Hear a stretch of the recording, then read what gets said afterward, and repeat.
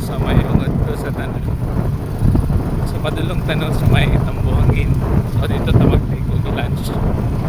No, kay nag-invite man si Ma'am Jeribet. So chance din okay na sila ni Ma'am or maulaw kung what to dito makapila.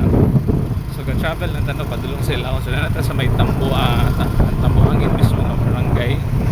Okay, so dito lang ta mag-take og lunch karon. So hopefully makakuha ko dito. And then magkita-kita ta dito niya. Okay, so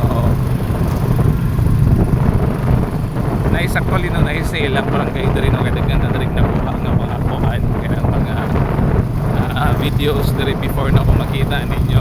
Okay, sa mga bridge, silang bridges no, sa ilang mga barangay roads diri no, where in fact no ilang katong Dreamland Zoo naman diri located, di ba?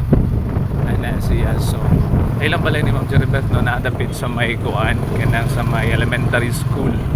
So sige ito guys, good si Ma'am no, sige siyang ayaw jud kalimot no, so at least chance po ni karon. So kita-kita ta dito niya no, amping ang tanan, bye bye, happy eating no, happy lunch sa tanan, okay, bye bye and God bless.